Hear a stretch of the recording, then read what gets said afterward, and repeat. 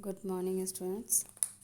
Today's topic. I am Dr. Chitrarekha Tiwari, Professor of Chemistry in SIRT College. Today's topic is boiler troubles. This is the first part of the boiler troubles. Actually, boiler troubles में काफ़ी problems होती हैं, जैसे कि boiler troubles are four types. Number one is scale and sludge, caustic embrittlement, boiler erosion, and priming and foaming. But ये पूरा lecture बहुत बड़ा हो जाएगा, इसलिए मैंने इसे 3 पार्ट्स में डिवाइड कर दिया है. अब हम सबसे पहले पढ़ेंगे स्केल एंड स्लज. तो हम इस पार्ट में स्केल एंड स्लज की स्टडी करेंगे एंड नेक्स्ट में हम सेकंड पार्ट और थर्ड पार्ट में दूसरी स्टडी कर लेंगे एंड फोर्थ पार्ट में हम कंप्लीट स्टडी कर लेंगे. सो स्केल एंड स्लज बॉयलर में ये ट्रबल क्यों डेवलप होती है? जब हार्ड वाटर बॉयलर में बार बार आता है तो हार्डनेस प्रोड्यूस होने के कारण उसमें स्केल्स और स्लज का फॉर्मेशन हो जाता है. शुरू में जो स्लज जो होता है वो तैरता रहता है और बाद में यही स्लज जो होता है हार्ड एंड स्टिकी फॉर्म में इनर वॉल ऑफ बॉयलर में हमको स्टिक मटेरियल के फॉर्म में मिल जाता है. So scales are hard and sticky and they are present in the inner wall of the boiler surfaces में. इसकी कैरेक्टरिस्टिक्स क्या होगी? तो अगर हम देखें तो बॉयलर के इनर वॉल में मिलता है और ये कैसा होता है? हार्ड एंड स्टिकी होता है. Scales are different types. When calcium bicarbonate after decomposition form calcium carbonate and H2 and CO2. So this calcium carbonate is a hard scales produce करती है एंड एट हाई टेम्परेचर और high pressure boiler में अगर देखा जाए magnesium chloride अगर present होगा वहाँ पे तो वो वाटर से रिएक्ट होकर मैग्नीशियम हाइड्रोक्साइड बनाएगा. लेकिन ये कैल्शियम कार्बोनेट के कंपैरिजन में कोल्डर पोर्शन में हमको कम स्टिकी स्केल्स प्रोड्यूस करेंगी. Calcium carbonate when reacts with the calcium carbonate reacts with the silica सेंट से जब ये रिएक्ट करेगा, अगर पानी में रेत प्रेजेंट है तो सिलिका से रिएक्ट करके calcium silicate very hard scales produce कर देगा. और इसी तरीके से अगर हम देखे जाएँ तो ये स्केल्स अगर इसके अंदर प्रेजेंट हैं तो वो उसके डिसएडवांटेज क्या होगा? तो वेस्टेज ऑफ फ्यूल होगा, बॉयलर सेफ्टी जो होगी वो रिड्यूस हो जाएगी, एफिशिएंसी डिक्रीज़ होगी बॉयलर की एंड डेंजर ऑफ एक्सप्लोजन बना रहेगा. सो प्रिवेंशन हम इसको किस तरीके से करें ताकि स्केल्स का प्रोडक्शन ही ना हो?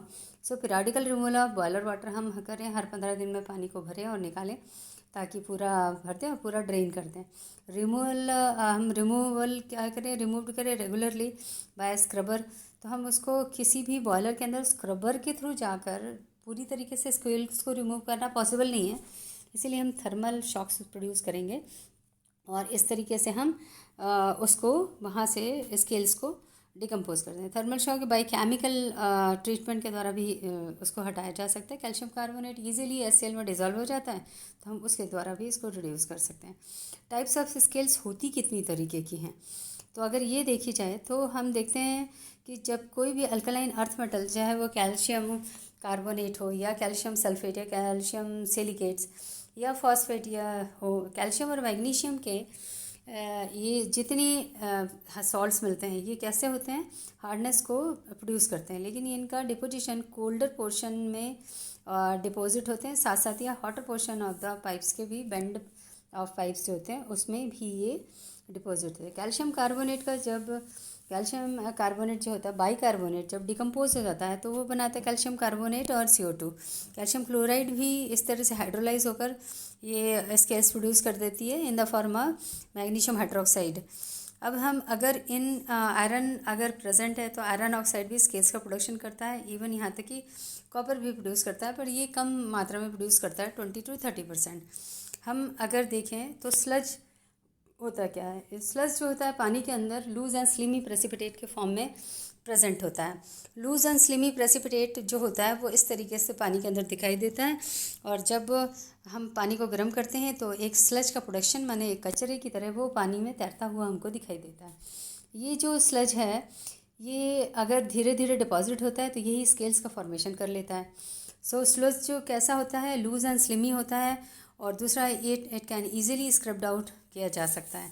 हम इसे किसी स्क्रबर या चीज़ल या हैमर की ज़रूरत नहीं पड़ती है, लेकिन जब हम स्केल्स का प्रोडक्शन हो जाता है तो उसके लिए चीज़ल या हैमर या स्क्रबर की ज़रूरत पड़ती है. हम आसानी से उसे हटा नहीं पाते हैं। इसके अलावा ये है कि हम इसका डिसएडवांटेज ये है कि जब स्केल्स बार बार अगर स्लज और स्केल्स का प्रोडक्शन होता है तो स्लज अगर बनेगा तो ये क्या करेगा, हीट को एब्जॉर्ब कर लेगा, और जिससे क्या होगा, कंप्लीट हीट का प्रोडक्शन नहीं होगा, मतलब हमको वहाँ पर स्टीम का प्रोडक्शन अच्छी तरीके से नहीं होगा, तो वेस्टेज ऑफ फ्यूल होगा। ये इजीली ये रिमूव किया जा सकता है, लेकिन अगर ये स्केल्स में कन्वर्ट हो गया तो इसे हम इजीली रिमूव नहीं कर सकते। वर्किंग ऑफ बॉयलर को ये क्या करेगा, ये डिस्टर्ब करेगा, पाइप के बेंड एरियाज़ में जाके उनको चोक कर देगा, और इसीलिए चोकिंग ऑफ पाइप की प्रॉब्लम बनी रहती है। इसके अलावा प्रिवेंशन हम करने के लिए हमको हमेशा सॉफ्ट वाटर यूज़ करना चाहिए। पहला number periodical removal of water करना चाहिए। तीसरा नंबर हम ऐसा करें कि कैल्शियम कार्बोनेट का प्रोडक्शन ही ना हो, तो हम हार्ड वाटर ना यूज़ करें। फिर हम जो स्लज है, अगर हम इस स्लज को और ये जो हमारे पास स्केल्स का प्रोडक्शन हुआ है, अगर हम ये चाहते हैं कि इनका प्रोडक्शन ही ना हो, तो हम हार्ड वाटर को कहीं भी यूज़ ना करें या हार्डनेस प्रोड्यूसिंग सॉल्ट्स को यूज़ ना करें।